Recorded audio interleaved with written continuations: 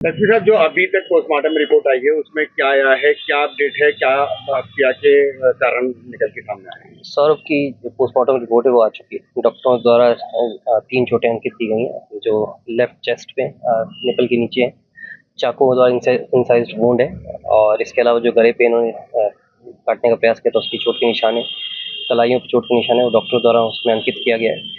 इसके अलावा जो नेचुरल डिके है बॉडी का, 13-14 दिन पुरानी बॉडी हो चुकी थी, उसका डॉक्टरों द्वारा उसमें अंकित किया गया है। जो उसके कपड़े थे उस पर सीमेंट लग चुका था, तो वो उन्होंने मेंशन किया है उसमें। साथ साथ जो बॉडी भी थोड़ी बहुत खरोंचें थी और उसका उन्होंने मेंशन किया है। इसके अलावा जो कॉज ऑफ डेथ है वो डॉक्टरों द्वारा बताया गया है कि वो शॉक एंड हेमरेज है ड्यू टू एंटीमॉर्टम इंजरीज। मतलब जो उस समय वो जिंदा थे और कहीं ना कहीं जो उन पे वार किए गए हैं उससे उनकी मृत्यु हुई है। क्या लिकर भी उनके टेस्ट में आई है? अब इसकी जानकारी नहीं मिली है इसमें ये बोला गया था कि पहले उसने शराब पी बेहोशी की हालत में उसको मारा गया है।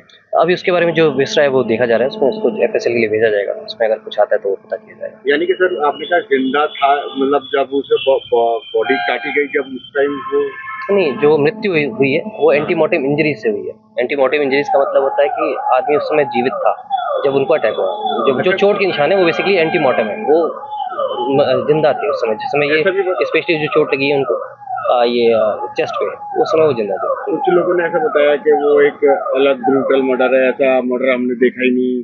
डॉक्टर पैनल की पैनल कर रहा था पोस्टमार्टम, बॉडी चौड़ी हो गई थी, कुछ इस टाइप से भी सामने आया। इसके बारे में बेहतर पोस्टमार्टम जिस डॉक्टर ने किया वही बता पाएंगे इसके बारे में।